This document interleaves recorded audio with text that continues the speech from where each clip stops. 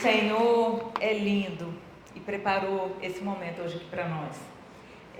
Eu continuo me preparando, quando é para 10 pessoas eu me preparo também, tá, Sandra? E a minha equipe que está aí, que lute, né, Ananda? Porque eu me preparo sim, intensivamente. Porque eu entendo que aonde Deus me leva, há um propósito. E eu queria começar hoje dizendo essa palavra para vocês. Há um propósito para cada mulher que está aqui hoje. Você não veio aqui por acaso. O Senhor preparou essa noite para nós. Ele preparou exatamente para nós. Há meses atrás, meses antes de eu receber o convite, eu estava no culto lá no centro de celebrações. E aí o pastor Eli, inclusive, estava pregando. E Deus falou comigo assim: pega o seu bloco de notas, porque meu bloco de notas do celular vale milhões, tá, gente? Tem vários livros escritos ali. E eu entendi que eu ia pegar aquele bloco de notas para anotar os pontos principais da palestra. E o Senhor falou, da pregação do pastor, no caso. E o Senhor falou comigo: não é para isso. Você vai anotar e eu vou falar e você vai anotar. E eu escrevi assim: pregação PIB-JC. Eu não sabia quando eu ia receber um convite, nem para que ocasião seria, mas Deus falou claramente ao meu coração: você vai receber um convite e você vai falar isso. E eu fui anotando, o pastor pregando outra coisa e eu ali anotando, e eu fechei aquele bloco de notas, eu guardei aquele bloquinho de notas, guardei o celular. E eu disse: Senhor, está nas suas mãos. Tanta coisa aconteceu. Depois disso, semanas, meses se passaram, e quando a Sandra me chamou, eu disse para ela: olha, eu vou pedir minha equipe para checar minha agenda, mas eu já estou com a roupa de ir, inclusive a pregação já está pronta. E graças a Deus, como diz a Bíblia nossa dos antigos, eu gosto muito dessa palavra, que eu acho que os mais jovens nem conhecem: aprouve o Senhor que nós estivéssemos aqui hoje.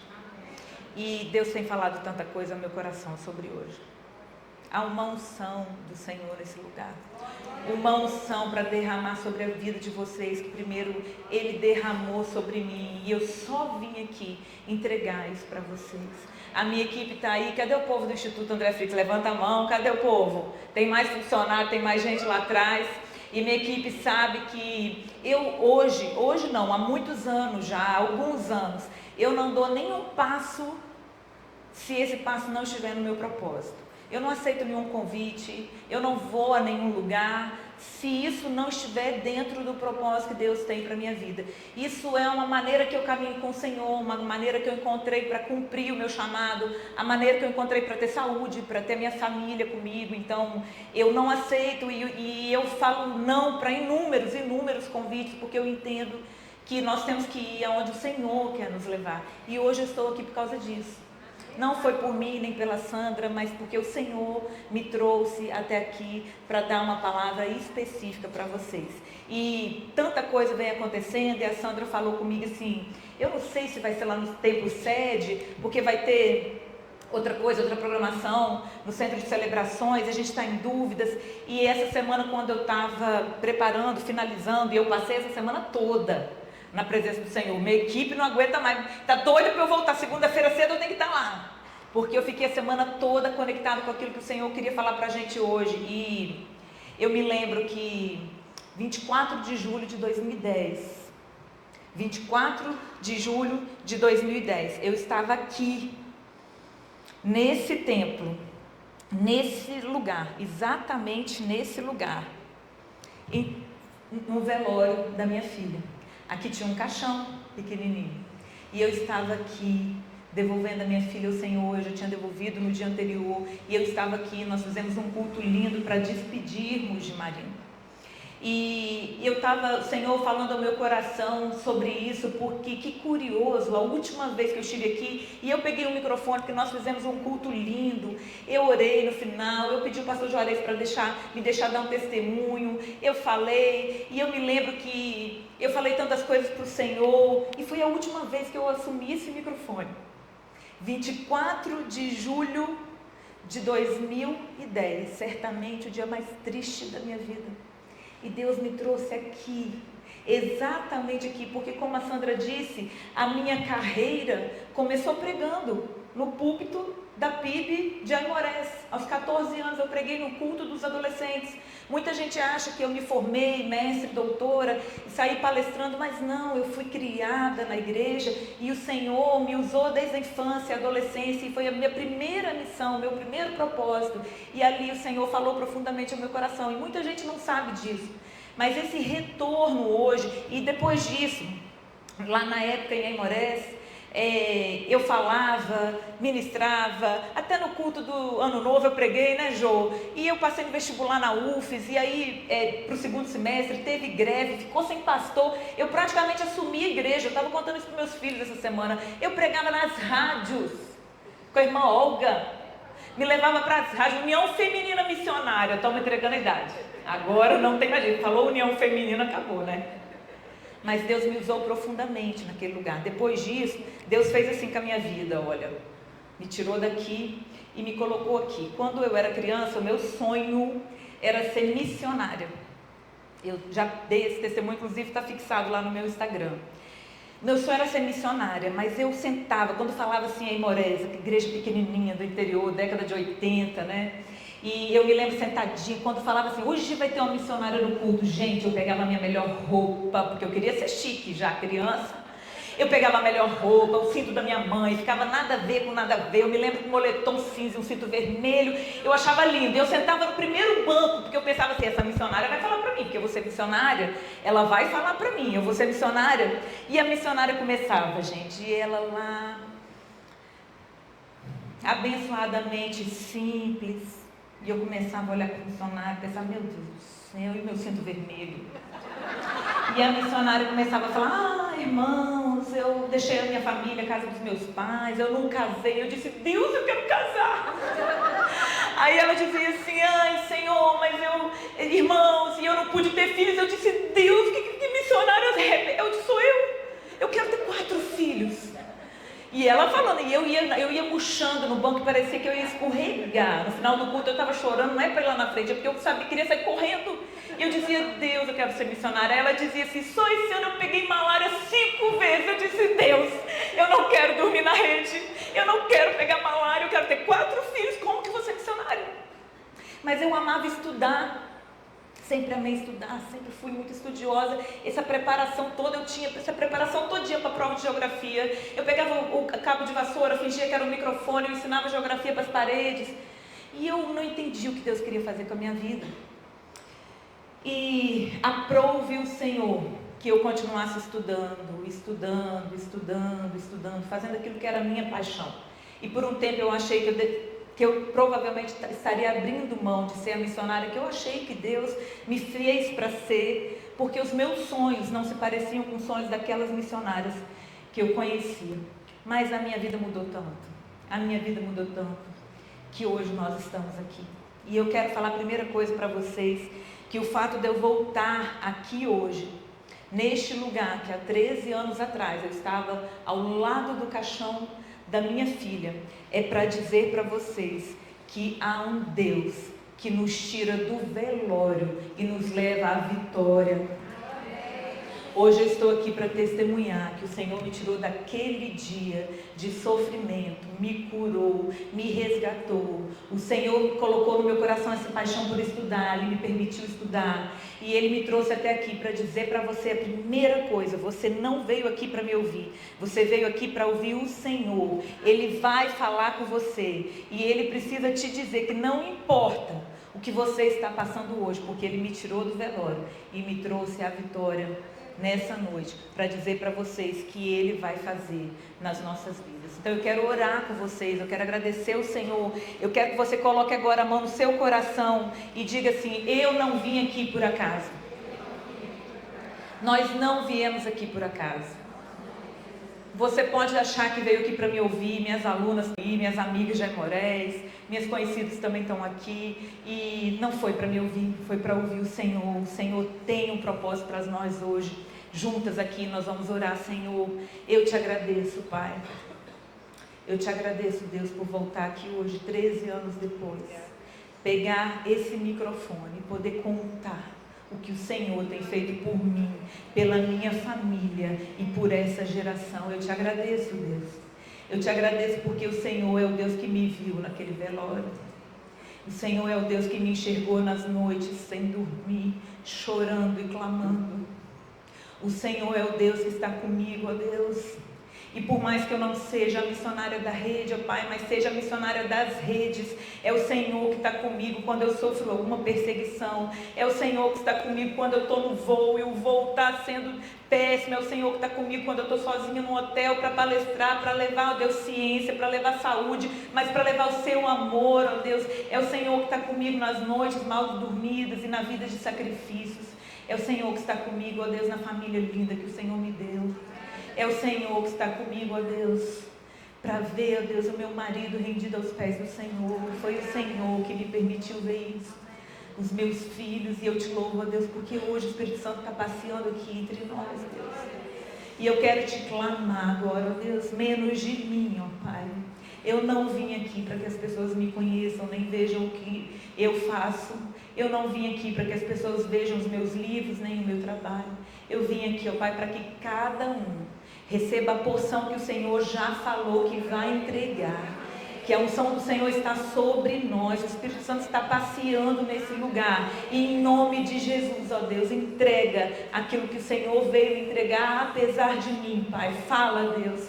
Fala conosco, Senhor, nos leva ao lugar que o Senhor quer levar. Nós nos rendemos aos seus pés e nós queremos te ouvir, no nome santo e poderoso de Jesus. Amém.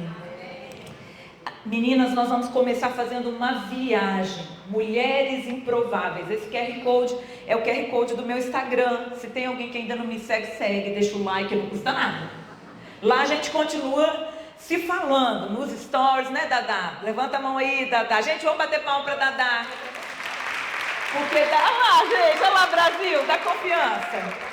Porque é o anjo que Deus pôs na minha vida para cuidar de mim, para cuidar da minha família. Eu não tenho dúvidas que eu consigo fazer o que eu faço hoje, porque ela está há 16 anos, desde que eu me casei, quase 17 anos cuidando de mim. Eu falo para os meninos que ela não é babá deles, é babá minha. Eu empresto ela para eles, né, Dá? E assim a gente vai começar falando sobre mulheres improváveis. Bom, deixa eu ver se está tudo certo aqui, se está passando. Sim, está passando. Nós vamos entrar na história de algumas mulheres. Eu acredito que em muitos momentos você vai achar alguma coisa em comum entre elas e você. Vamos lá, nossa primeira mulher dessa noite. Atenção, atenção. Ana. Nós vamos falar de Ana. Ana era uma mulher extremamente conhecida, nossa. Todo mundo aqui já ouviu falar da história de Ana. Ana, a mulher infértil. Tão comum nos dias de hoje a infertilidade. Mas naquela época era uma vergonha. A mulher era humilhada, porque entendia-se que a mulher que não era capaz de dar um filho para o seu marido, gerar descendentes, era uma mulher castigada por Deus de alguma maneira, miserável, desprezível. E Ana Eucana, o marido de Ana, era apaixonado por ela, mas ela não pôde dar filhos a Eucana. Então, ele teve que se casar de novo. Provavelmente a Bíblia não fala que foi por esse motivo, mas acredita-se que ele casou de novo para que outra mulher gerasse filhos. Ele precisava ter descendentes. E aí ele se casou com uma jararaca, perdão, Senhor, mas a Bíblia que está falando, chamada Penina. Penina infernizava a vida de Ana, como a gente vê muito por aí, porque ela tinha inveja de Ana, porque Ana era amada de Eucana. Então Ana tinha o próprio sofrimento de não ter gerado filhos, e ela tinha a perseguição de Penina, por ser ela a esposa favorita. E aí eles iam naquela época em Siló prestar culto ao Senhor. E Ana foi a Siló, estava com eles ali. Após eles comerem, ela foi para a porta do templo e ela se derramou aos pés do Senhor, literalmente. Ana se ajoelhou e começou a falar e começou a se derramar. E a Bíblia diz que ela falou: Senhor, Ela foi com amargura de alma e orou ao Senhor e chorou abundantemente. 1 Samuel 1:10. Na oração de Ana, ela fez um voto com o Senhor. Ela disse: Senhor, me dá um filho, porque se o Senhor realizar o sonho do meu coração e me der um filho, eu vou consagrá-lo ao Senhor, e sobre os seus cabelos não passará navalha. E aí, o profeta Eli estava por ali, na porta do templo, e ele viu Ana e disse: meu Deus do céu, tem uma mulher bêbada na porta do templo. Ele julgou Ana. E ele disse para ela: você está bêbada? O que você está fazendo aqui? Que você está bêbada? E Ana respondeu, em 1 Samuel 1:15: não se trata disso, meu senhor. Sou uma mulher angustiada. Eu não bebi vinho, nem bebida fermentada. Eu estava derramando a minha alma diante do Senhor. Não julgues tua serva, uma mulher vadia. Estou orando aqui até agora por causa da minha grande angústia e tristeza. Aí Eli passou um carão, passou vergonha, porque disse que ela estava bêbada e ela estava se derramando. E ele passou vergonha e falou assim: vou abençoar essa mulher, né? Porque eu já passei essa vergonha toda no crédito e no débito. Vai em paz, e que o Deus de Israel lhe conceda o que você pediu. Ana foi humilhada pela sociedade. Ana foi julgada por Eli. Mas o versículo de 1 Samuel 1:19 diz assim: levantaram-se de madrugada e adoraram perante o Senhor e voltaram. Então acabaram de fazer o ofertório. Ana já tinha passado tudo o que ela passou com Eli. Ela voltou para casa e chegaram à sua casa em Ramá. E Eucana, o marido de Ana, a conheceu, teve relações com ela, com Ana, sua mulher, e o Senhor se lembrou dela. Eu não sei o que você está passando hoje, mas o Senhor pode se lembrar de você. A nossa história não é sobre a menina que está sentada lá na frente, querendo ou não ser missionária e não sabe se vai caber na agenda, na vida dela. A nossa história não é sobre onde nós saímos, mas sobre onde o Senhor quer nos levar. A Bíblia diz que o Senhor se lembrou de Ana e ela gerou Samuel, o maior profeta da história de Israel. E olha que coisa linda, que Ana gerou Samuel, o filho da promessa que ela teve. E ela tinha prometido que devolveria esse filho para o Senhor, e ela o fez. A Bíblia diz que ela amamentou Samuel e que quando ele foi desmamado, ela foi lá, entregou Samuel para o profeta Eli. Vocês imaginam que a gente pegar um filho que desmamou? E eu imagino, e há relatos históricos, porque eu já pesquisei isso, inclusive para dar aula na minha pós-graduação de nutrição materno-infantil, que ela amamentou Samuel pelo menos uns 3 anos. Eu ia amamentar 10, né? Claro, até 15 anos, preferente, que eu ia entregar depois do desmame. Então, imagina, gente, Ana não tinha outros filhos. Ela entregou ela entregou o melhor. O filho que ela foi lá e foi julgada de bêbada, ela entregou Samuel, e Samuel impactou a história do povo de Deus para sempre, até nós. Foi Samuel que ungiu Saul, foi Samuel que ungiu o rei Davi, o maior profeta da história, que abençoou Israel e nos abençoou. Quando você está em secreto, orando, chorando, parecendo bêbada, o Senhor está lá. Você não sabe hoje o que Deus está fazendo. Eu me imagino eu aqui velando o corpo da minha filha, mas o Senhor já estava aqui hoje. Quando você ora clamando o Senhor, um emprego, uma cura, o Senhor já está lá. Seus olhos estão enxergando aqui, mas o Senhor já está lá. A Bíblia não mostra Ana retrucando Penina em momento nenhum.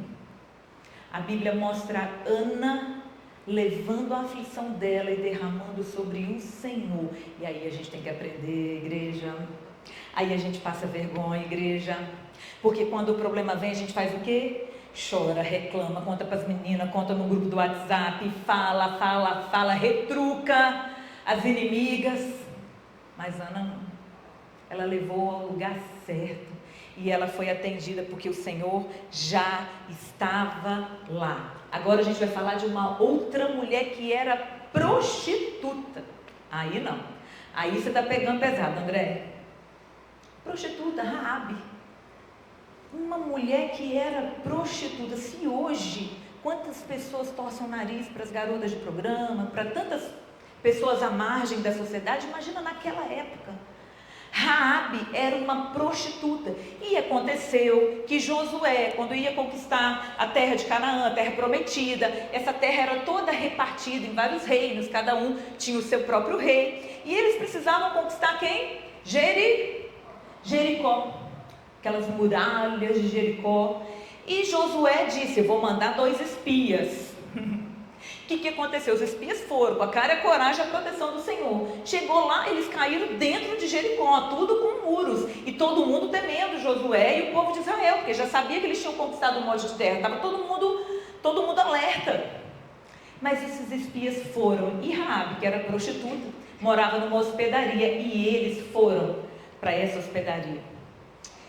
E Raabe percebeu e decidiu proteger esses espias. E a Bíblia fala que eles estavam lá, e aí o rei manda procurar Raabe para dizer: olha, ouvimos falar que os espias estavam aqui, e ela diz: não, eles não estão aqui, e ela já tinha dado proteção para eles. E a Bíblia fala em Josué 2, que ela disse para eles assim: olha isso, gente, porque temos ouvido que o Senhor secou as águas do Mar Vermelho adiante de vós. Raabe falando para os espias, negociando com eles, quando saís do Egito. E contam lá tudo que eles fizeram. A Raabe, que era antenada, não tinha um WhatsApp, não tinha fofoca paralela não, mas o povo já sabia que Deus já tinha feito o povo dele atravessar o Mar Vermelho. E Raabe, antenada, que ela era tipo a gente antenada, ela disse: opa, peraí, esse Deus é Deus no céu e Deus na terra.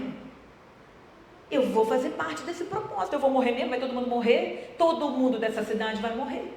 E aí a Bíblia diz que ela fala assim, que eles desfaleceram o coração. Olha o que Raabe diz no versículo 11: porque o Senhor vosso Deus é Deus em cima nos céus e embaixo na terra, uma prostituta. Agora, pois, jurai-lhes, peço que com misericórdia, que a mesma misericórdia que eu estou tendo com vocês, vocês tenham com a gente.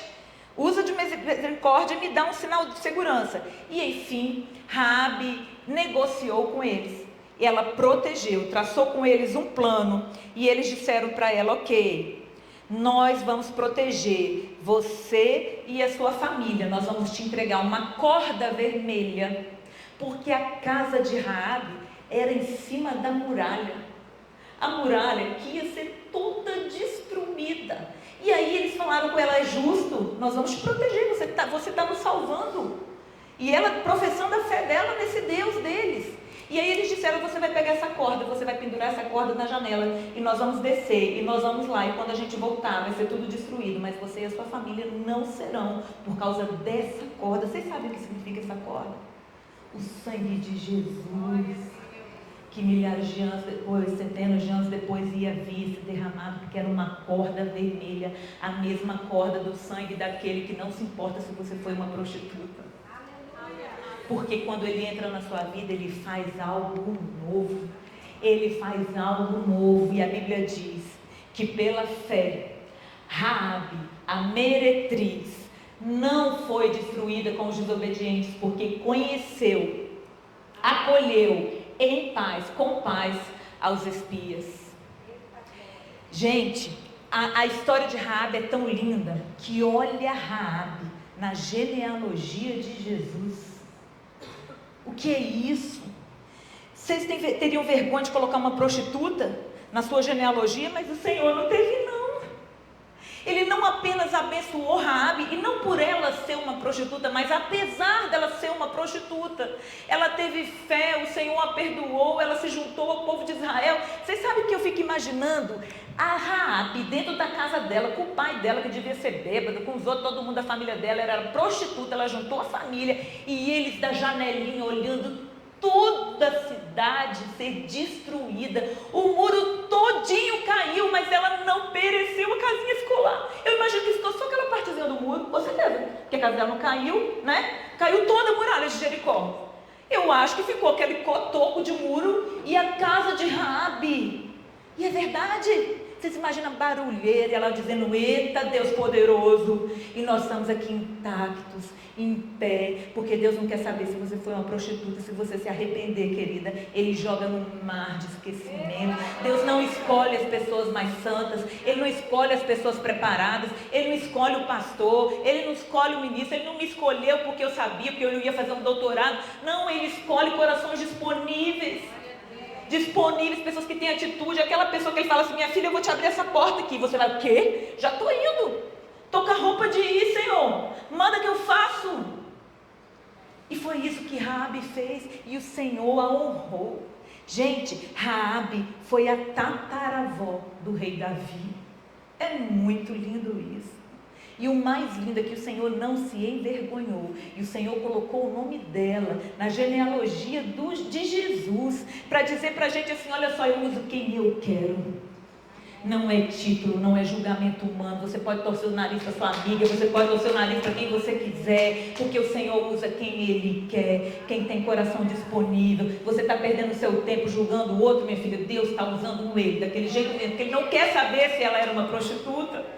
E olha que coisa mais linda, que se você olhar a genealogia de Jesus, olha bem, não tem o nome de todas as mulheres, porque naquela época a mulher nem era valorizada, mas o Senhor fez a questão de colocar em Mateus 1, o nome de Raabe, o nome de Ruth, que foi uma estrangeira, que com certeza também sofreu um monte de preconceito, e ainda coloca assim, Davi gerou Salomão, cuja mãe tinha sido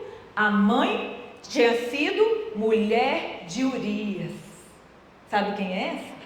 Batseba. Isso aqui está dizendo assim, Batseba, a adúltera, a mulher que fez Davi cair, também está na genealogia de Jesus. Eu fico pensando, por que Deus quis pôr o nome, destacou, eu que destaquei, né, gente, aqui, mas está lá direitinho, não tem o nome das outras e tem o nome delas, porque o Senhor dá um tapa na nossa cara, gente, dizendo assim, olha só, não é por causa do título não, porque se eu quiser eu uso a prostituta, eu uso a adúltera que se arrepende, eu uso qualquer pessoa que se arrepende, porque não é sobre ela, é sobre mim. E Ele mostra pra gente o tanto que nós somos pequenos, julgando as pessoas. E aí nós temos mais uma mulher, e essa mulher não estava na minha lista, porque ela nem é famosa, mas eu estava preparando para vir aqui, e eu estava orando, e Senhor, fala comigo, e num feriado agora que teve, a gente num hotel, e eu acordei de madrugada, e o Senhor falou comigo assim, lembra da viúva pobre? Eu falei, viúva pobre, de madrugada, gente, acordado, meu marido dormindo, as crianças dormindo, de madrugada, e eu falei, viúva pobre, e o Senhor fala muito comigo de madrugada, mas eu já tenho um acordo com Ele, quando a coisa é muito puxada, eu levanto, disfarçada, pego meu celular que está escondido no modo avião em algum canto do quarto, e vou bem de fininho para não acordar meu marido, e fico no banheiro trabalhando. Muitas vezes é ideia para algum livro, para algum congresso, para convidar palestrante. É assim a minha vida, Brasil. Não é simples, não é porque a missionária dormia na rede e pegava malária que a minha é mais fácil, não. Acho bom a gente dizer isso. E aí, nessa noite, só que quando eu não levanto, porque às vezes o sono está muito pesado, e o Senhor quer falar, e eu quero ouvir, mas eu não estou aguentando. Aí eu digo, Senhor, eu falei, Senhor, esse da viúva foi esse aí. Eu disse, Senhor, se for mesmo para eu falar da viúva pobre, o Senhor me faz acordar amanhã e lembrar dela, porque eu não posso levantar, não sei nem onde está meu bloco de notas essa hora, e os meninos estão dormindo junto no mesmo quarto, era feriado, e tudo bem, quando eu acordei veio viúva pobre. Falei, vou pôr a viúva pobre mesmo, não tem muita coisa, a Bíblia não fala nem o nome dela, porque ela era miserável, completamente miserável, e a única coisa que eu tenho para dizer para vocês sobre a viúva pobre é exatamente aqui. A Bíblia diz em Lucas 21, 1 a 4, Jesus viu algumas pessoas ricas, aqui nós já estamos na época de Cristo, ricas colocando dinheiro como oferta na caixa de contribuições do templo. Viu também uma viúva bastante pobre, colocando lá 2 moedinhas de pouco valor, 2 moedinhas de 5 centavos. Então disse, digo a verdade a vocês, esta viúva pobre deu mais que todos. É insignificante para a sociedade. nem o nome dela a Bíblia diz. Sabe qual é a questão da viúva pobre? Por isso o Senhor me pediu para que trouxesse ela aqui. É para dizer para vocês, olha só, Jesus a viu. E quando Jesus nos vê, quando Ele coloca os seus olhos sobre nós, a nossa vida muda. Não importa se a gente tem 2 moedas ou se a gente tem uma fortuna no banco. O que importa é nós sermos vistos e notados por Jesus. Ele notou uma mulher insignificante, Ele deu o exemplo dela, Ele viu essa mulher. Eu tenho certeza que nunca mais a vida dela foi a mesma. Eu não acredito que ela morreu pobre e miserável, porque ela foi vista por Jesus. E 2000 anos depois, quando a gente quer falar de oferta, entrega total, a gente cita ela, porque ela deu de coração tudo que ela tinha. O que você está entregando ao Senhor? Quando o Senhor olha para a sua agenda, aonde que Ele está? Você está entregando 2 moedinhas? Ou está entregando uma parte de tudo que você tem? Quando o Senhor olha para tudo que você faz, para tudo que você fala, Ele está vendo você entregar 2 moedinhas? Ou você está, não, eu sou crente, eu creio no Senhor, eu sou, mas olha, eu acordo, eu corro, eu vou malhar, eu volto, eu tenho marido, eu tenho escola, eu já dormi de novo, e no outro dia de novo, ela entregou tudo que ela tinha, o coração, e você está entregando o que para o Senhor? O Senhor está vendo você, Jesus está te vendo, e quando Ele olha para você, Ele vê o quê? 2 moedinhas, tudo que você tem, ou Ele vê as migalhas daquilo que sobrou, porque você entrega primeiro para o mundo e depois para Ele. Essa é a mensagem do Senhor para nós, por isso que Ele quis que a gente se lembrasse dessa mulher miserável, que só tinha 2 moedinhas, e a gente chique e maravilhosa, entregando o resto para o Senhor. Ele não precisa do resto. Ele não precisa do resto, Ele precisa do todo. E quando você achar que você não é digna, lembre-se, o Senhor está olhando para você, como olhou para a viúva pobre. Ele está olhando para você como olhou para a viúva pobre. Vamos falar da rainha, linda, maravilhosa, que essa a gente gosta de falar dela, porque ela é linda. Linda, a Bíblia fala que ela era a mulher mais linda da Pérsia. Esther, ou Radassa, o nome judeu dela, viveu um tempo muito difícil, os judeus eram perseguidos, ela estava exilada na Pérsia. Gente, é difícil a gente crescer sendo uma criança sem pai ou mãe, mas Esther não tinha nem o pai, nem a mãe. Ela foi criada por um primo, chamado Mardoqueu, e ela, a Bíblia diz que ela era linda, linda, linda. E Esther teve uma infância difícil, até que a história da Esther mudou. Quando o rei Xerxes resolveu fazer uma festa lá no reinado dele, de 180 dias, porque o rei Xerxes gostava da festa, provavelmente era um evento político também, e aí ele tinha uma rainha linda, maravilhosa, chamada Vasti, e ele manda num determinado momento a rainha se apresentar, né, aquele monte, ele queria exibir a rainha, que também era muito linda, a Bíblia diz, mas Vasti, não sei por que cargas d'água, como eu pensei isso essa semana, por que Vasti não foi? Ela não foi, o rei mandou ela se apresentar, ela não foi. Provavelmente, imagino eu, vamos julgar a Vasti não, tá? Mas provavelmente eu imagino que algum constrangimento haveria para ela ali. Naquelas cerimônias, ela ia ter que ser submetida a alguma coisa, ela não foi.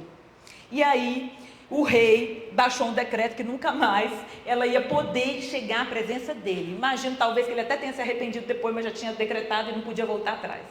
E aí eles conspiraram todos lá e falaram com ele, olha, vamos fazer um concurso, ver as virgens mais bonitas da cidade, o senhor vai se casar de novo. E assim aconteceu. E Mardoqueu, primo de Esther, visionário que ele era, vivendo na presença do Senhor como ele vivia, orientou Esther a participar desse concurso. E ela foi, e ela passou 1 ano se preparando, igual eu me preparo. Esther passou 1 ano, gente, mas a preparação da Esther e de todas as mulheres que iam ser apresentadas foi de embelezamento, tudo que a gente queria. Imagina 1 ano tomando banhos de sais, a pele hidratada, o cabelo lindo, né, chapinha, devia ter chapinha, não devia ter chapinha, mas eles arrumavam o cabelo com certeza. 1 ano dava tempo de fazer o cabelo ser outro. Todos os problemas nossos acabaram. 1 ano de preparação, e a Bíblia diz, tudo na visão de Mardoqueu, que diz para ela, você vai participar, você não conta que é judia, fica quieta. e vai participar do concurso. E a Bíblia diz lá em Esther 2:17 que quando o rei viu Esther, o rei amou a Esther mais do que todas as mulheres, e ela alcançou perante ele favor e benevolência mais do que todas as virgens. Olha, Esther podia estar lá na infância dela órfã, chorando porque não tinha pai e mãe, mas Deus já estava vendo Esther como rainha. E quando você está lá na sua casa, perdendo tudo, quando você está lá, quando eu estava aqui, velando o corpo da minha filha, o Senhor já estava lá, aonde Ele ia me levar. É lindo a gente ver o agir do Senhor. Não tem nada, não tem rei louco, não tem reinado, não tem rainha louca, nada que pare o propósito do Senhor. E que aconteceu que tinha um homem lá difícil também, chamado Amã, que perseguia os judeus. Provavelmente ele era amalequita, e Amã fez um plano, e ele tinha raiva do primo de Esther, Mardoqueu, porque ele queria que as pessoas se curvassem, mas Mardoqueu disse: eu não me curvo a outro Deus que não seja o meu Deus. E aí arrumaram uma confusão enorme, e Amã fez um decreto que ia matar o povo judeu. Esther já era rainha, mas olha, Esther era rainha e ela continuava se encontrando com o primo Mardoqueu, obedecendo Mardoqueu. E lá no meio, vocês têm que ler com 30 minutos, vocês leem, vão ser muito abençoados lendo esse livro todo. E lá no meio da confusão, Mardoqueu chamou Esther e disse: minha filha, Amã está tramando e vai matar, já baixou um decreto, vai exterminar o povo judeu aqui. Esther, imagino que deve ter arregalado o olho desse tamanho, porque o rei nem sabia que ela era judia. E aí a Bíblia fala que Esther olhou para ele e falou: olha, eu não sei o que eu posso fazer, porque tem 30 dias que o rei não me chama. O que eu faço? Tem 30 dias que o rei não me chama, eu não posso chegar na presença do rei. E olha o que Mardoqueu diz para Esther. Lá em Esther 4:14, quem sabe se não foi para um momento como este que você chegou à posição de rainha? Quem sabe? Sabe o que ele diz um pouco antes disso para ela? Ele fala: minha filha, se você quiser ajudar, você ajuda, mas você ajudando ou não, Deus vai levantar alguém para libertar e livrar o povo dele. Como diz assim: minha filha, é melhor você participar, porque Deus vai fazer a parte dele e você vai morrer. Ou você entra nesse plano, ou você vai morrer. E aí o que Esther fez? Ela disse: não tem para onde fugir, quem sabe foi para essa posição que Deus me colocou como rainha, eu vou ter que encarar. Aí ela disse para ele assim: Mardoqueu, fala para o povo jejuar e orar, porque eu vou na presença do Senhor, do rei. Opa, vamos na presença do rei. E aí Esther se aproxima da presença do rei, correndo o risco de ser morta, porque não podia chegar à presença dele sem ser chamada, e ela não tinha sido chamada. E quando ela chega na presença do rei, ele tem misericórdia da vida dela, levanta o cetro, ele a amava e deixa ela chegar, e ela convida ele e Amã para o banquete. E ele, todo apaixonado que era, provavelmente ele não tinha chamado ela 30 dias, porque estava com a cabeça muito cheia, porque senão ele chamaria, porque a Bíblia diz que ele amava ela. Não sei por que ele não chamou. Até 30 dias ela estava sem ver o rei. A Bíblia diz isso. E aí ela falou com ele, eles foram para o banquete os dois. Aí ela muito sabiamente disse para ele no banquete assim: posso amanhã oferecer outro banquete para vocês? Amaciando a carne. Olha como Esther foi sábia, o povo orando e jejuando. Sabe por quê? Porque Esther aprendeu e ensina para a gente que a gente não pode lutar com armas humanas. Ela só foi à presença do rei depois que o povo estava jejuando e orando. E você contando os seus problemas para todo mundo do grupo do WhatsApp, sem dobrar o seu joelho uma única vez, e quer ser ouvida pelo Senhor. Está lá fofocando dos problemas, falando mal dos outros, e acha que vai ser abençoada, cuidada, curada, restaurada. Esther está mostrando para a gente o lugar que a gente deve levar os nossos problemas. Nós vivemos uma geração de mulheres fofoqueiras, sim. É isso. Eu não paro na porta da minha casa para fofocar com a minha vizinha, nem com ninguém, não paro, porque não é esse o propósito de Deus para a minha vida, eu não tenho tempo para isso. Enquanto umas estão fofocando, eu estou lá escrevendo livro, publicando artigo, criando palestra, abençoando meus alunos, e depois elas querem ter a prosperidade que eu tenho.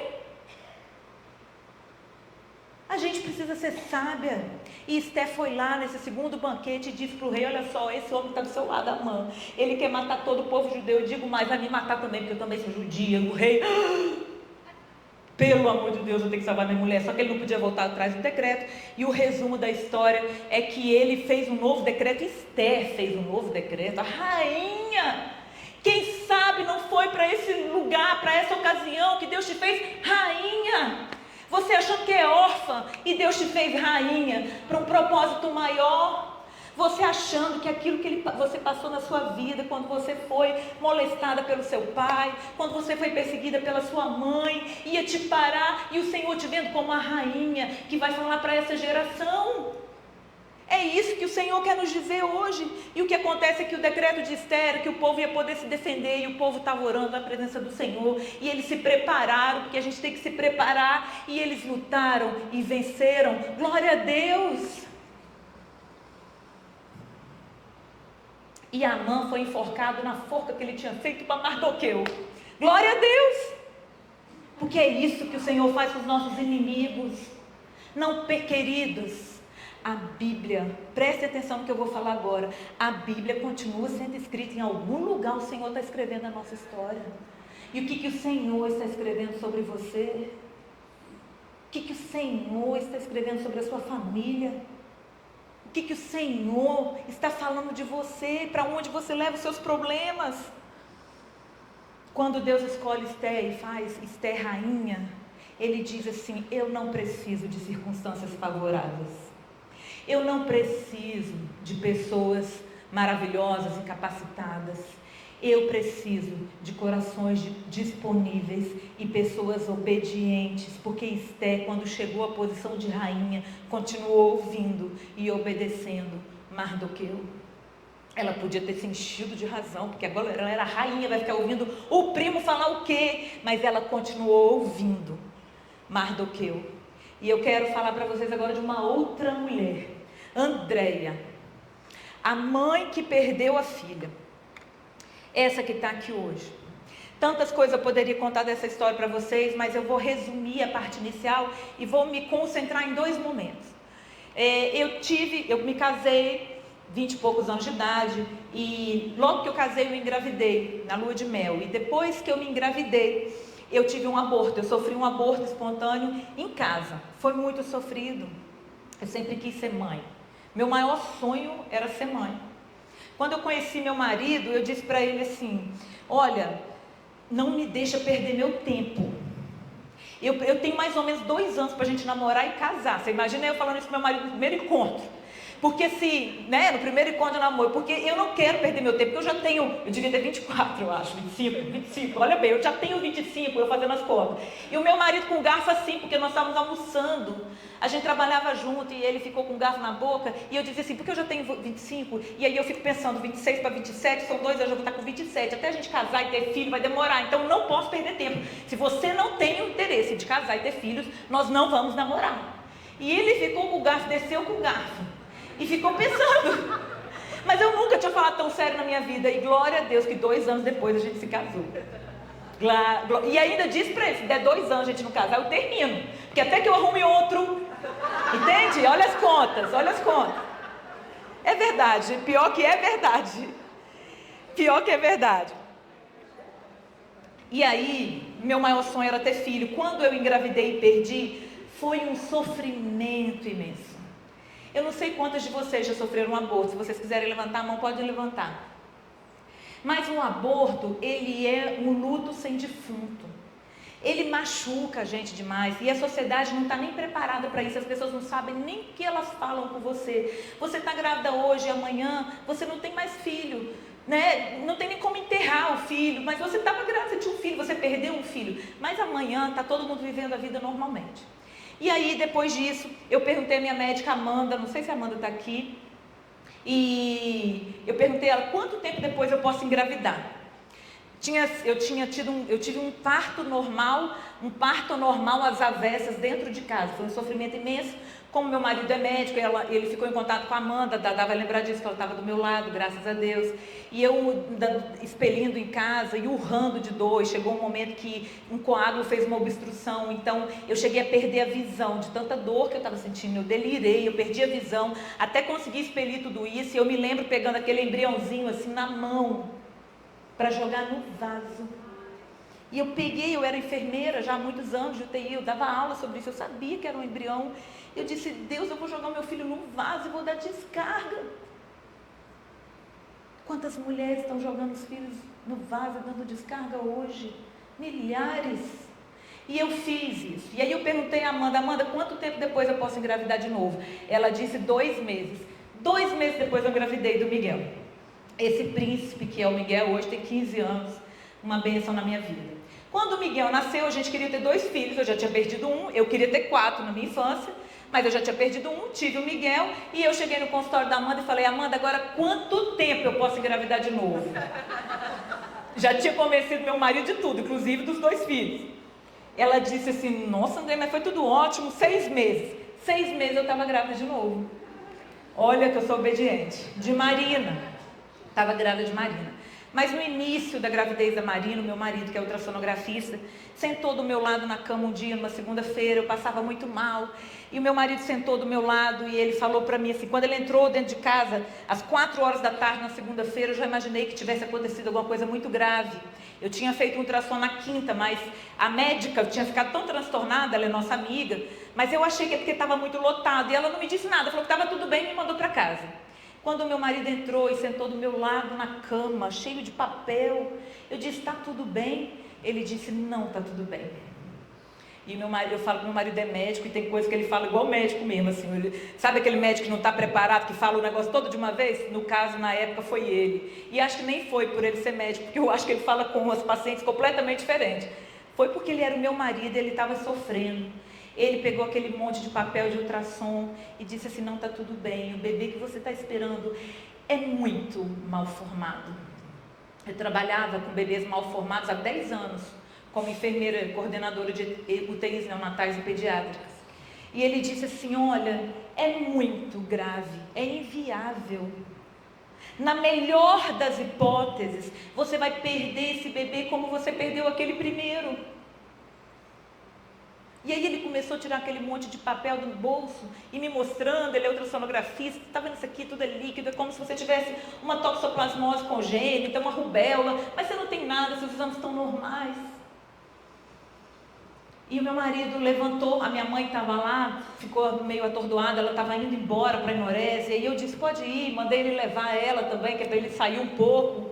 E eu, queridos, tinha exata noção do que eu sabia, que era uma criança mal formada. Ele ainda disse para mim assim, não é um Dowzinho não, é algo muito grave, não se iluda, é algo muito grave. Quando meu marido saiu, eu estava de repouso, não sei porquê, eu não aguentava ficar em pé. E nisso, meninas, o Miguel tinha 6 meses para 7, mamava no peito. E eu me levantei com muito sacrifício e fui até o banheiro do meu quarto. E ali eu me derramei como Ana aos pés do Senhor. E eu disse assim, Senhor, eu preciso te dizer que eu amo e desejo esse filho do jeito que ele é. Eu quero te dizer, Senhor, que eu sou grata por esse filho, Pai. Eu quero te dizer, Senhor, que não importa, eu não sei se ele vai nascer vivo. Meu marido está dizendo que não vai, mas eu quero te dizer, Senhor, que se ele nascer vivo eu vou te glorificar. Se ele não nascer vivo eu vou te glorificar do mesmo jeito, porque eu preciso do Senhor. E eu vou te dizer mais. Se esse filho nascer vivo, eu vou ser grata ao Senhor por cada dia que eu puder pegá-lo no colo. E ainda digo mais, Senhor, eu não me importo de sofrer. Eu não me importo de morar numa UTI com ele. Eu sei que eu tenho Miguel, Pai. Eu fui detalhista, tá, gente? Tudo que eu orei aconteceu. Deus, o Espírito Santo já estava falando por mim ali. Eu disse, não me importa se eu tiver que morar com ele. Queridos, eu conheço mulheres, eu cuidei de mulheres que moraram 5 anos dentro de UTIs com filho. Assim, eu preciso que você não tenha nenhuma expectativa para essa gravidez. E ela não falou isso porque ela não me amava não, porque ela me ama até hoje. Eu acho que ela falou para me preparar, e ela sabia da minha fé, e talvez ela achou que eu ficasse ali com alguma esperança. Ela disse, eu quero que você não tenha nenhuma expectativa, porque é inviável, é muito grave, não há nada que possa acontecer para mudar isso. Eu disse para ela assim, olha bem, eu quero que você anote aí no meu prontuário. Até hoje, o Senhor deu tudo que eu precisei. Deus me deu uma família linda, um emprego que eu amo, eu tenho tudo que eu preciso e quero. Se chegou o tempo de sofrer, anota que eu quero sofrer. É um direito meu, eu quero sofrer com o Senhor. É um direito meu? É. Então coloca, eu quero sofrer, porque eu quero os planos do Senhor para a minha vida. E o tempo foi passando, eu me lembro que um dia minha mãe e a família toda muito sofrida, mas eu guardei essa notícia para minha família, ninguém tinha a ver com isso, só o Senhor. A minha vizinha, quando Marina nasceu, ela olhava para Marina, olhava para mim, como quem diz assim, tem alguma coisa errada. Um dia ela disse para mim assim, eu nunca vi você murmurar, você fez um quartinho lindo, eu nunca vi, eu não consigo entender. Eu disse, murmurar do quê? O Senhor me deu uma filha que Ele escolheu para me dar, eu vou murmurar do quê? Eu não preciso de dizer, olha minha filha doente, olha essa aqui é minha filha doente. Não, olha a filha que o Senhor me deu. E numa dessas vezes que eu estava passando por isso tudo, porque aí foram muitos exames, ultrassom todo dia, toda hora, meu marido é ultrassonografista, quase que ele levou um ultrassom para fazer lá em casa, todo dia. Ele ia viajar e um dia ele ia para um congresso, eu me lembro quando ele ia para o congresso, ele disse, vou passar ali para eu dar uma olhadinha, no auge daquele sofrimento. E eu lembro que eu disse para ele assim, eu sei que todas as vezes que a gente faz um ultrassom, você no fundo fica esperando assim, não vai ter mais batimento e o sofrimento dela vai acabar, mas eu quero que você saiba que todas as vezes que a gente faz um ultrassom, eu digo glória a Deus, porque o coração da minha filha está batendo. Eu não quero abortar os planos do Senhor para mim, eu não vou abortar os planos do Senhor para mim, nunca. E a Marina nasceu, Marina viveu 1 ano, 3 meses e 15 dias, para a honra e glória do Senhor. Foram muitas lutas. O Miguel era bebê, foram 7 internações. Eu morei literalmente com ela dentro de UTIs por 6 meses. Eu vi muitas coisas acontecerem com ela, coisas erradas, erros humanos, técnicos, de pessoas que estavam ali para cuidar e salvar a vida da minha filha, na UTI que eu montei, e aquele negócio errado, e eu ficava vigiando, e tanta coisa aconteceu, e eu tinha um sofrimento imenso. A Sandra me acompanhou muito nessa época, o pastor, a igreja, todo mundo acompanhando e apoiando. E eu me lembro que um dia Marina estava muito grave, numa dessas internações, acredito que tenha sido a penúltima internação. E ela estava muito grave, já tinha passado o Natal, muito triste. E eu saía para a UTI, para ir visitar na UTI bem cedinho. Nessa época o Miguel tinha 1 ano, gente. 1 ano, já aí provavelmente quase 2. Ela nasceu, ele tinha 1 ano e 2 meses. Eu fiquei com ela em São Paulo, o Miguel ficava chorando em casa, um sofrimento imenso. E eu me lembro que um dia uma vizinha do meu prédio me subiu comigo no elevador, era umas 10 da noite, e eu saía 6 e pouca da manhã com a bolsinha dela, branquinha, né, e voltava 10 horas da noite com a bolsinha dela toda ensanguentada. E esse dia essa mulher, que era uma cadeirante, uma senhorinha do meu prédio, ela pegou na minha mão, 10 horas da noite no elevador, e disse assim, incansável, você é uma mãe incansável. E eu disse a ela, é a misericórdia do Senhor sobre a minha vida.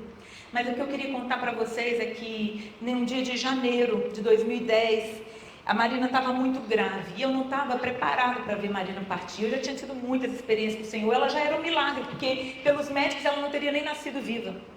E aí naquele janeiro, ela estava muito grave, eu era muito experiente naquilo, eu sabia, eu passava catéter nela, sonda de gastrostomia, eu fazia curativo, eu colocava ela no oxigênio, eu chamava a ambulância, eu já estava ambulando ela em casa, eu salvei a vida dela diretamente como enfermeira em muitas ocasiões, inclusive internados nos maiores hospitais de São Paulo. Tudo que eu tinha vivido até então, Deus tinha usado para salvar a minha filha. Eu poderia dizer como Mardoqueu, quem sabe não foi para um tempo como esse que você passou tudo que você passou, e eu salvei a minha filha. E aí nesse janeiro eu não estava aguentando mais.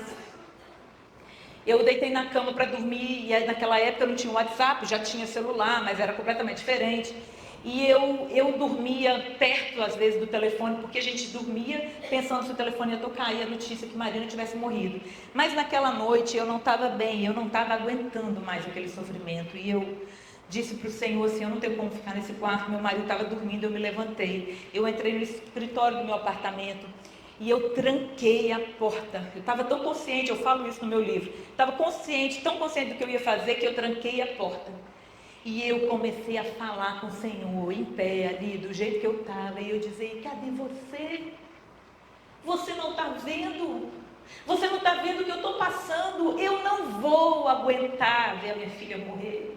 Se o Senhor estiver decidido a levar a Marina, o Senhor me leva primeiro, porque eu não tenho condições desse telefone tocar e alguém dizer para mim que a minha filha morreu. Queridas, eu passei a madrugada inteira lutando com o Senhor, dizendo: o Senhor não leva a Marina, não vai levar a Marina, o Senhor não vai levar a Marina. E quando o dia já estava amanhecendo, eu caí de joelhos, eu disse: o Senhor não vai levar a minha filha. Não leve a minha filha, eu não aceito que o Senhor leve a minha filha hoje. E de uma forma milagrosa, Marina não morreu naquela internação. Ela teve alta, nós voltamos para casa. Outras coisas aconteceram, eu vi Marina bater palminhas. Eu me lembro que um dia eu falei com a Sandra: Sandra, eu não sei se a Marina vai andar, porque ela tinha uma hipotonia muito grande. Ela muito molinha, tinha sido tão já machucada nas internações. Eu falei: eu não sei se a minha filha vai andar. E a Sandra na época ficava dia e noite orando por mim, né, Sandra? Quando ela estava lá também, em cima da cama, passando as provações dela, ela dizia: eu oro por você, se você tiver sem força, deixa que eu oro por você. E Sandra orando por mim, e um dia, Sandra chegou lá no hospital e me entregou essas sandalinhas, esses 2 pezinhos de sandália aqui. Sandra chegou no hospital, disse assim: você pode descer para falar comigo? Falei: posso. E eu desci, ela me entregou embrulhado no presente esse parzinho de sandálias. De uma menininha, talvez de 4 aninhos, né? 3, 4 aninhos. E Marina estava internada, grave. E eu confesso para vocês que quando a Sandra falou aquilo, eu disse assim: Deus. E aí ela me entregou e falou assim: Deus manda te dizer que Marina vai andar. Eu disse: glória a Deus. E ela estava na UTI, quase morrendo. Eu disse: glória a Deus. Eu peguei aquela sandalinha, eu guardei. E eu fiquei com aquilo pensando: meu Deus, será que Sandra está sofrendo tanto que começou também a ter... Porque eu dizia para ela: Sandra, quando eu olho Marina naquele leito da UTI, eu vejo o enterro dela. Eu estou vendo o Senhor levando a Marina. Eu me vejo até dando testemunho no enterro. Ela disse: amiga, repreende. E nós ficamos naquela luta. E o tempo passou. Marina teve a sua 7ª internação. Ela internou para fazer uma endoscopia. Só uma endoscopia, mas ela vinha de um processo de desnutrição. E nesse meio tempo eu já tinha começado a fazer a faculdade de nutrição para tentar ajudar a Marina a sobreviver. E eu já estava ali, 3º, 4º período, com muita luta. Chegamos um dia, ela ia fazer a endoscopia, internou numa sexta-feira. E naquele dia, pela primeira vez, de alguma maneira, eu fiquei um pouco cega, eu não percebi que ela estava gravando. O Senhor me fez uma confusão mental, porque eu era uma águia que ficava em cima vigiando a saturação, o dedo, o olho. Eu chamava as plantonistas tudo eram minhas amigas, porque a gente trabalhava junto, a gente não deixava a Marina morrer, não. Nesse dia eu me distraí. E saí quando Dadá chegou para me render, ficar com ela, o Miguel estava de férias. E naquele dia, quando eu cheguei em casa, eu estacionei meu carro, pensando: vou ver o Miguel, tadinho, com 2 anos e pouco, está de férias, eu vou ver o Miguel, ficar um pouquinho com ele. Quando eu estava ali, que eu desliguei o carro, meu marido me ligou e disse: você falou que estava tudo bem com Marina? Marina está muito grave, a gente tinha acabado de almoçar. E eu peguei o meu carro e disse: grave sim, ela vai ser entubada. Eu disse: meu Deus, eu deixei ela bem, eu tinha cantado com o boletim da igreja, Espírito Santo, tinha cantado no domingo. E eu, antes de sair, eu peguei a mãozinha dela e cantei esse louvor, dizendo: estou clamando, estou pedindo, mas o meu louvor não está subindo. Senhor, Espírito Santo, ora por mim. E aí, queridos, quando eu cheguei naquele hospital, que eu estava na sala da família, que eu vi que ninguém podia entrar, ninguém podia sair, todas as mães estavam pro lado de fora, Dadá transtornada, e só o meu marido lá dentro. A UTI estava lotada e não entendi aquele movimento. Quando eu sentei na sala da família, Deus falou comigo: eu vou levar a Marina hoje. E eu, naquele momento, orei e disse: Senhor, ok. Eu liguei para o pastor Juarez na mesma hora. Peguei o meu celular e falei: pastor Juarez, Deus vai levar a minha filha hoje. Eu não tinha nem recebido nenhuma notícia, eu nem sabia que ela estava tão grave assim, mas Deus já tinha falado comigo. E eu disse: pastor, o Senhor vai levar a minha filha hoje. Ele disse: oh, minha irmã. Eu falei: vai. E amanhã eu preciso fazer um culto. E nós vamos cantar um louvor XY. Eu acho que o pastor pensou assim: meu Deus, essa mulher está delirando. Eu não tinha nem recebido as notícias ainda. Queridos, nesse mesmo momento eu combinei o culto todinho com o pastor. Ele disse que alguém ia me ligar. Eu não tinha visto marido, eu não tinha visto meu marido, mas o Senhor já tinha me dito: eu quero levar sua filha hoje. E aí veio uma mãe da UTI, que estava com uma filha adolescente. Ela sentou do meu lado e disse: eu vou orar por você. Eu nem conhecia ela. Nós vamos nos ajoelhar agora. E nós vamos repreender esse mal sobre a vida da sua filha. Você vai dizer que você recusa isso, que você não aceita. Ela já estava se ajoelhando. Eu disse: não, eu não vou fazer isso.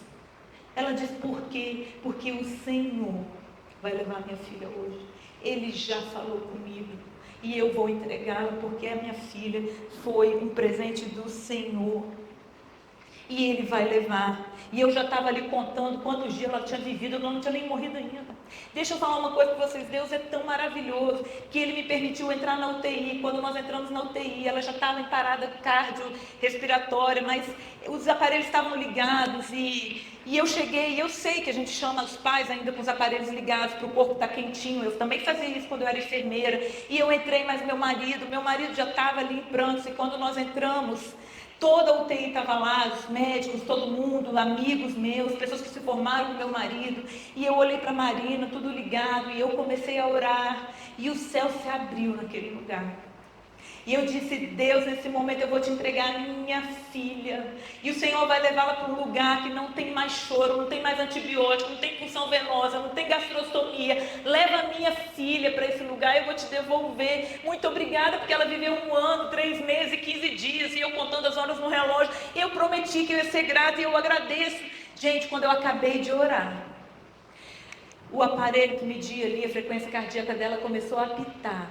E naquele momento, o céu se abriu e o Senhor levou Marina para a honra e glória dele. A médica da UTI me disse assim: Andréia, eu nunca vi uma coisa daquela, porque ela não parou o coração. O coração dela ficou em bradicardia, mas em tempo nenhum ele parou completamente. Nós estávamos tentando reanimar, mas o coração dela nem voltava, nem parava completamente. Só quando você entrou e você orou, é que ela parou. Vocês estão entendendo o que eu estou querendo dizer? Quem é o nosso Deus? Um Deus que me permitiu entregar e devolver a minha filha. Um Deus que respeitou o dia que eu não estava aguentando. Ele fez ela voltar para casa. E depois Ele falou no meu coração. Vocês entendem o que Deus faz com um coração obediente? Porque o meu coração amava Jesus e eu não estava reclamando lá fora. Eu estava dizendo para Ele o que eu queria, o que eu não aguentava. E Ele me ouviu. E a Marina morreu, nós fizemos o culto lindo, o pastor cantando, cantamos os cânticos todos, Sandra estava no louvor, e nós cantamos, e eu vim para o caixão, e peguei o meu marido que estava já muito abatido, e eu orei, e eu testemunhei, e as pessoas da UTI estavam aqui, e o nome do Senhor foi glorificado. E depois que a Marina morreu, gente, vocês imaginam, 2 meses antes disso acontecer, eu perdi injustamente o meu emprego. Eu dava aula numa universidade já há quase 8 anos, na enfermagem. E eu fui gentilmente convidada a me retirar.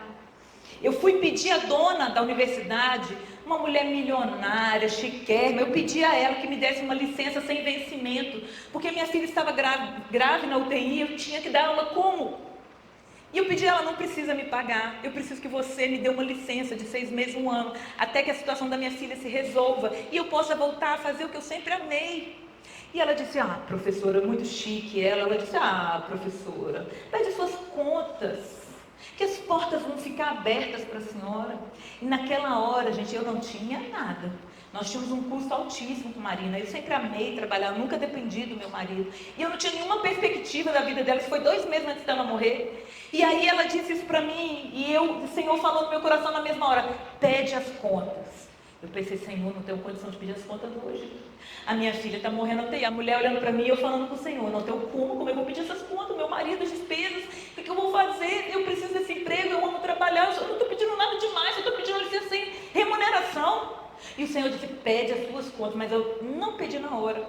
Eu voltei para a UTI, eu disse para ela que eu ia pensar, e todo dia eles me ligavam, gentilmente me convidando a resolver o problema, queridos.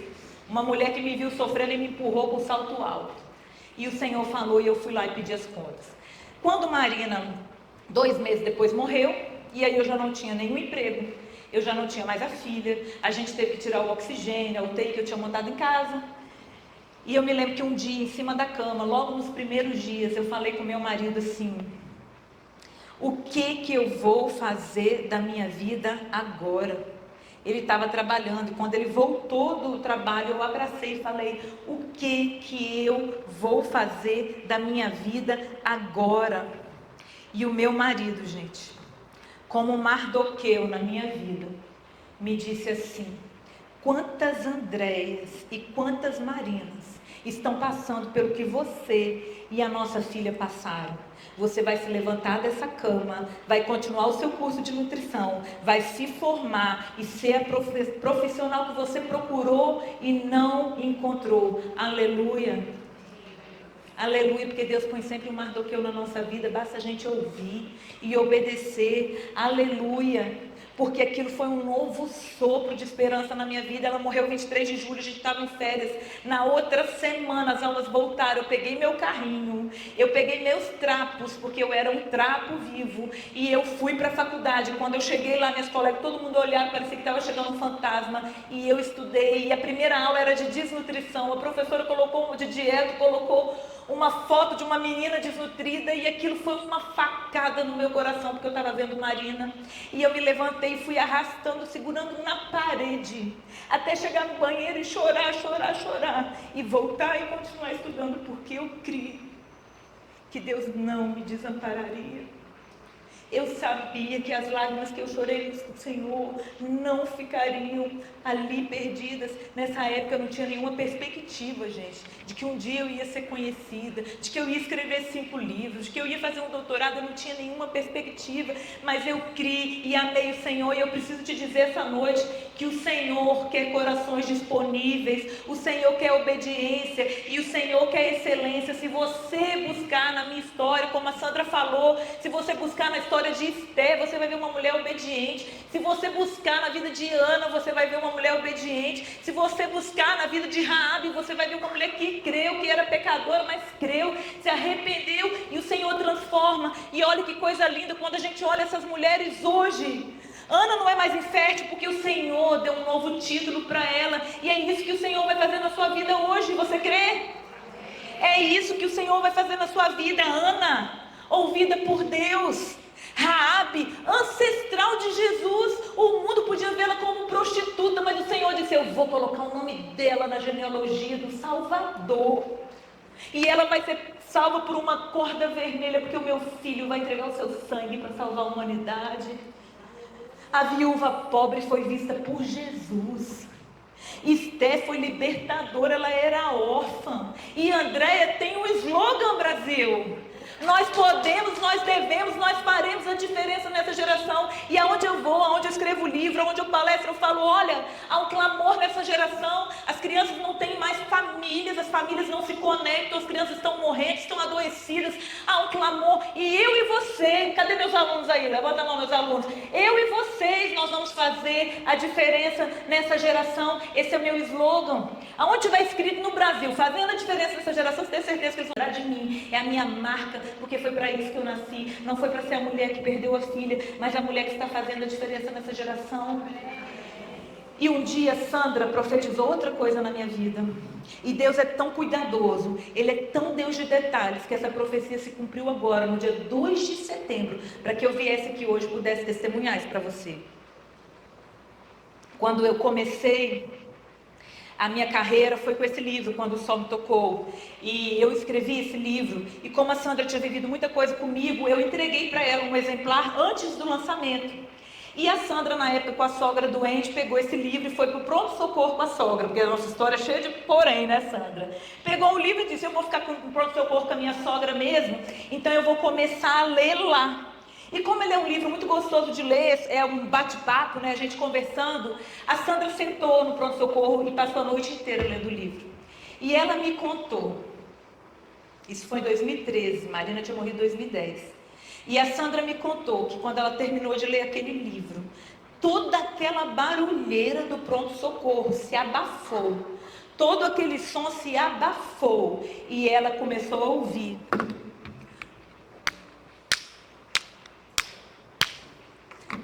Ela disse: amiga, o som se abafou, e eu ouvi os passinhos da sandalinha que eu te dei, e o Senhor me falou lá no meio do pronto-socorro assim: eu não te disse que Marina ia andar? E ela ainda me disse: amiga, eu tinha ficado tão triste com o Senhor, porque Ele me deu aquela visão que Marina ia andar. Eu te dei a sandália e Marina morreu. No dia do enterro dela, ela estava mais arrasada do que eu, inconsolável. Ela disse: eu lutei com o Senhor esses meses todos, e hoje o Senhor me disse: lembra da sandalinha? Marina vai andar. E essa sandalinha, gente, provavelmente ela estaria usando naquela época, com 3, 4 aninhos. Deus é um Deus de detalhes. E a Sandra continuou orando por mim, porque Deus escolhe quem Ele quer para nos revelar. E ela teve outra revelação e outra profecia que se cumpriu agora. Ela disse para mim assim: minha amiga, eu tive o mesmo sonho com você 3 noites. Eu tinha acabado de lançar esse livro, estava montando o meu consultório. Eu não tinha nenhuma perspectiva do que ia acontecer com a minha vida, de que eu ia ser palestrante, de que eu ia me tornar uma referência. Eu não tinha nenhuma. E a Sandra disse: eu sonhei 3 noites o mesmo sonho, e eu preciso que você saiba, nesse sonho, você estava num lugar muito alto, e tinha uma multidão em torno de você, e você estava falando, você estava palestrando, você estava falando, e aquela multidão eu não conseguia ver, porque era escuro, mas era uma multidão muito grande, e você estava lá falando, e aqueles olhos todos vidrados em você. E na segunda noite eu sonhei a mesma coisa.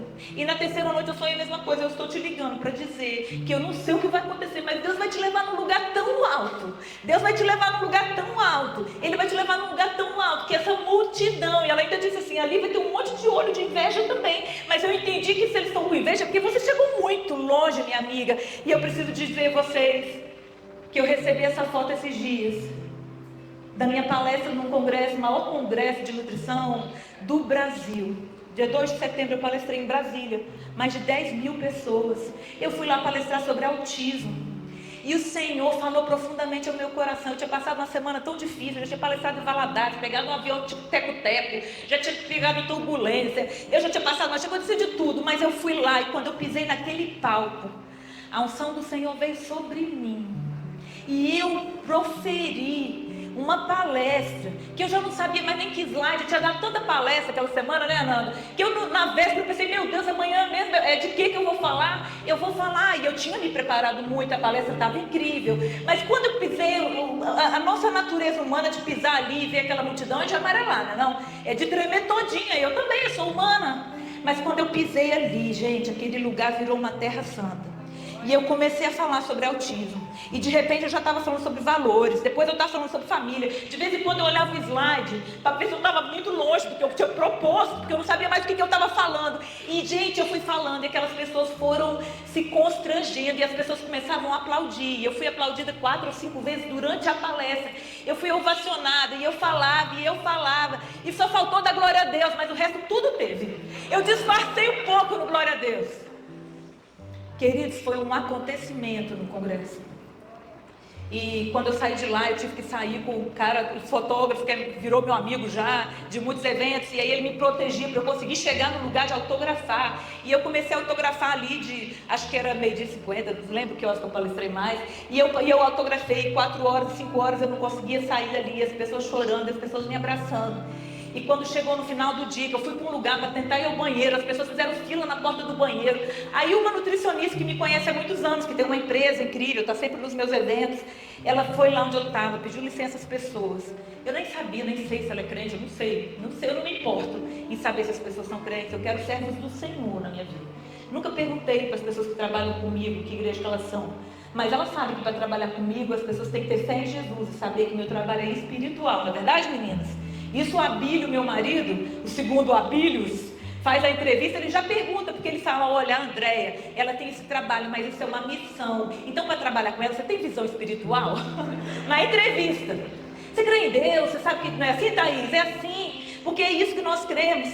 E aí essa mulher, que eu nem sabia o que ela é, até hoje eu não sei também, e ela pediu licença a todo mundo, ela me conhece, ela falou: eu preciso falar uma coisa com você. Eu falei: pode falar. Ela disse assim: havia uma unção sobre a sua vida hoje. Não foi você que falou, foi o Senhor. Eu preciso dizer para vocês que esse é o nosso Deus, e que talvez você seja a próxima mulher improvável. Eu não sei o que você passou na sua vida, mas eu sei que o Senhor quer te usar. Se você foi uma prostituta, se você foi uma mulher infértil, se você foi uma mãe que perdeu um filho, se você foi uma mulher que foi molestada, se você foi uma mulher que foi perseguida, se você foi uma mulher qualquer coisa, o Senhor quer fazer algo novo para você. E eu quero agora orar com vocês. E eu entendo que quando o Senhor me disse que havia algo para ser entregue aqui hoje, esse mesmo Deus que tira a gente do velório e nos leva à vitória, foi isso que Ele fez na minha vida. Esse mesmo Deus, Ele me disse que nós estaríamos aqui hoje porque Ele queria derramar, em primeiro lugar, a cura dEle sobre nós. O Senhor falou assim: eu te curei, não te curei? Eu falei: curou. Então nós vamos entregar essa cura e eu quero começar a orar. E nós vamos, enquanto o louvor toca, nós vamos começar a orar. E eu queria pedir a vocês que ficassem em pé. E eu vou começar a orar agora e vocês vão orar também. Nós vamos orar pelas mulheres aqui que precisam ser curadas. Há uma unção do Senhor nesse lugar. Essa unção não é sobre mim, é sobre o Senhor. Pela minha força humana, talvez eu estivesse em cima de uma cama até hoje destruída, mas o Senhor falou: eu vou te curar. E lá no dia 22 de setembro você vai levar essa cura. Essa unção foi para isso que eu te curei. E o Senhor vai te curar agora. E eu quero que você, eu vou falando e você vai colocando a mão no seu coração. Se você precisa receber hoje a unção da cura do Senhor, você vai colocar a mão no seu coração e o Senhor vai te curar hoje. Você só precisa ter fé, porque Raabe era prostituta e teve fé. E pela fé dela, toda Jericó foi destruída, mas nem ela, nem a casa dela morreram. E ela entrou na genealogia de Jesus, e o Senhor vai fazer o mesmo. E eu quero agora que você feche os seus olhos, as mulheres que estão aqui, que sofreram abortos e que nunca se recuperaram desse trauma. Mulheres como eu, que perderam seus filhos, que enterraram um filho, que enterraram 2 filhos, 3 filhos. O Senhor vai te curar desse trauma hoje, foi para isso que Ele me trouxe aqui. Se você tem uma dor física, uma dor crônica, o Senhor vai te curar. Se você tem um trauma que você nunca perdoou o seu pai, que te violentou, você vai perdoar hoje. O Senhor vai te curar desse trauma hoje, porque não importa o que te aconteceu, importa que o Senhor está aqui hoje para te derramar cura, restauração. Aquilo que médico humano nenhum pode fazer, o Senhor pode. Ele te vê em secreto, Ele viu você chorando naquela madrugada e Ele vai derramar a cura sobre você. Coloca a mão no seu coração, coloca a mão no seu ventre, coloca a mão na sua cabeça, coloque a mão aonde você precisa receber a cura nesse momento. E nós vamos orar. E no nome santo de Jesus, você vai ser abençoada e você vai ser curada hoje. No nome santo de Jesus, você só precisa crer que o mesmo Deus que me tirou daqui, me trouxe de volta, vai fazer isso por você, porque Deus tem filhos preferidos. Eu não sou queridinha do Senhor, eu sou uma mulher igual a você. O Senhor chamou a prostituta, o Senhor chamou a órfã, o Senhor chamou a mulher que achou que nunca mais ia ser feliz outra vez, e Ele nos trouxe aqui. Ele vai te curar e nós vamos orar agora. Senhor, em nome de Jesus eu te clamo, ó Deus, foi isso que eu vim fazer aqui e eu vou fazer. Eu te clamo, Pai, em nome de Jesus, por cada mulher que está aqui, Pai. Vai passando agora, Espírito Santo de Deus, e vai curando cada uma que veio aqui precisando de uma cura. Se for uma cura espiritual, cura, Senhor. Se for uma cura física, cura, Senhor. Porque para o Senhor não há difícil. Para o Senhor basta um sim do Senhor e nós somos curadas. Cura o coração, Pai. Cura a alma, Deus. Cura, Senhor, o sofrimento, as mulheres que foram abusadas, as mulheres que foram perseguidas, Senhor. Cura, Senhor, as mulheres que foram perseguidas por homens no trabalho, que sofreram e viveram relações abusivas. Uma saia daqui se sentindo derrotada, porque o Senhor é o Deus que nos tira do velório e nos leva à vitória. Não há órfãs aqui, ó Deus, porque o Senhor está aqui e o Senhor é o nosso Pai. Cura cada mulher agora, Senhor, com a sua unção de cura, com a unção de ousadia, Pai, que cada uma seja curada e restaurada agora, Deus. Eu profetizo que ninguém vai sair desse lugar doente, adoecida, desanimada, depressiva, porque hoje o rio do Senhor está passando nesse lugar e essas mulheres são todas curadas. No nome santo de Jesus, vai curando, vai restaurando, vai limpando, Senhor, vai renovando os sonhos, vai renovando a esperança, Pai. Vai renovando, Senhor, e vai curando o corpo, o coração, o útero. Abençoe aquelas, ó Deus, que têm o sonho de ter filhos e não podem, Deus. Tenha misericórdia, Deus. Entre com a sua providência agora, Senhor, no ventre. E que como Ana, ela possa testemunhar o que o Senhor vai fazer na vida delas hoje, Pai. Em nome de Jesus, cura, Senhor, cada uma. E nós vamos sair daqui hoje, Deus, no nome poderoso de Jesus, completamente restauradas. Em nome de Jesus. Eu tenho uma outra unção para entregar a vocês aqui. E o Senhor colocou isso muito forte também no meu coração naquele dia. É a unção da prosperidade e da abundância. O Senhor falou para mim assim: tudo que eu fiz por você, eu vou fazer por elas também. E o Senhor me tirou da desesperança e renovou a minha esperança. Deus me tirou da escassez, de quem foi humilhada e perdeu o emprego que tinha. E Ele disse lá para mim, quando eu não tinha nada, Ele disse: pede as suas contas, você vai ver quem é o seu Deus. E hoje eu me tornei a maior referência nesse país em nutrição materno-infantil. E as pessoas estão lá fazendo fila para falar comigo, estudando comigo, comprando os meus livros, porque esse é o Senhor quem nós servimos. Ela acha que ela me humilhou, ela acha que ela fez alguma maldade comigo, mas Deus transformou todo o mal em bem na minha vida. E glória a Deus, porque eu não precisava das misérias que ela ia me dar, eu não precisava do favor dela, porque eu tinha o favor de Jesus, o Deus dos deuses, o Rei dos reis, o dono da prata e do ouro. E o Senhor me manda falar para você nessa noite que Ele vai te curar, que Ele vai te abençoar e que você vai prosperar e você vai ter abundância em tudo que você quiser fazer. Você precisa só ter um coração disponível, você precisa ser obediente e você precisa fazer com excelência, que o Senhor vai fazer você prosperar. Quem crê nessa palavra, levanta a sua mão. Nós vamos orar nesse momento. Senhor, em nome de Jesus, Pai, passa agora, ó Deus, no coração de cada mulher aqui. E eu te clamo que a mesma bênção que o Senhor me deu, de abundância, de restauração, de sabedoria, de portas abertas, que essa bênção vai alcançar cada uma delas nessa noite. Em nome de Jesus, abra as portas, Deus. A riqueza não é desse mundo, a riqueza pertence ao Senhor. E hoje, nesse momento, eu te peço, Senhor, que cada uma saia daqui com uma porção e uma unção de prosperidade. Não a prosperidade que o mundo dá, mas a prosperidade da plenitude completa, que só o Senhor pode dar. Receba essa palavra, meninos. E eu tenho uma terceira palavra para dar a vocês essa noite. Porque, na verdade, eu contei essa história toda de trás para frente. E a verdade é que quando eu tinha 8 anos, eu entreguei o meu coração a Jesus. Lá em Aimorés, na minha cidade, eu estava na casa da minha mãe. E eu entendi que eu era pecadora, que eu só tinha jeito na minha vida, com 8 anos, se eu colocasse Jesus no centro da minha vida. Eu sei que tem muitas pessoas que estão ouvindo a gente agora no YouTube. Eu sei que tem muitas pessoas que pensam assim: ah, Jesus foi incrível. O mundo sabe que Jesus foi incrível. O mundo sabe, porque a história é antes e depois de Cristo. O único que dividiu a história da humanidade. Ele é incrível. Mas sabe o que acontece? É que o mundo crê que Jesus é incrível, que o fulano é incrível, que o guru é incrível, que o outro é incrível. Mas eu preciso dizer para você que só há um que morreu e ressuscitou para te salvar.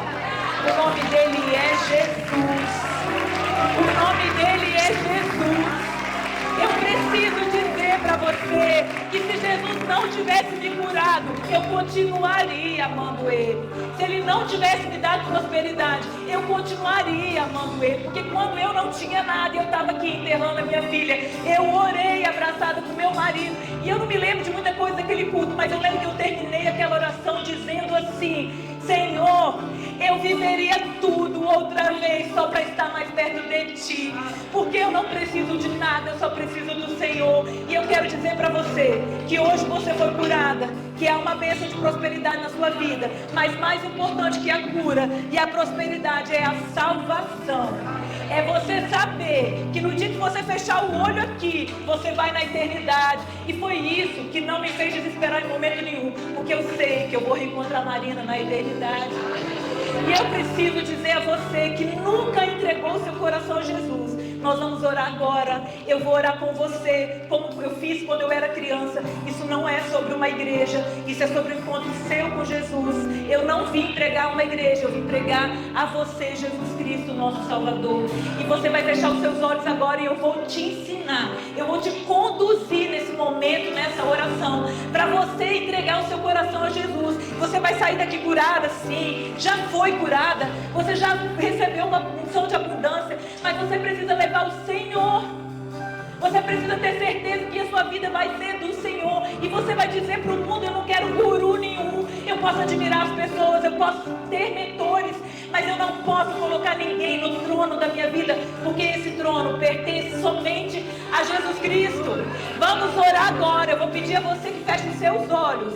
Eu vou orar e você vai repetir o que eu estou falando aqui, entregando ao Senhor pela primeira vez a sua vida por completo. Nós vamos orar. Senhor, Pai, nesse momento, repete aí no seu coração: nesse momento eu te entrego a minha vida.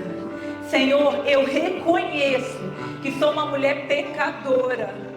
Senhor, eu reconheço que eu preciso de Ti. E nesse momento eu te falo: venha sobre a minha vida. Espírito Santo de Deus, venha sobre mim. Faça morada no meu coração, Jesus. A partir de hoje, escreve o meu nome no livro da vida. Eu quero morar com o Senhor. Eu vou viver tudo que eu tenho para viver aqui, mas eu quero me encontrar com o Senhor. E a partir de hoje, seja o centro, o único Senhor e Salvador. Eu vou viver para Te servir, em nome de Jesus. Amém, amém. Quem fez essa oração hoje, que levanta a mão, nós vamos orar por você. Amém, glória a Deus, amém, glória a Deus.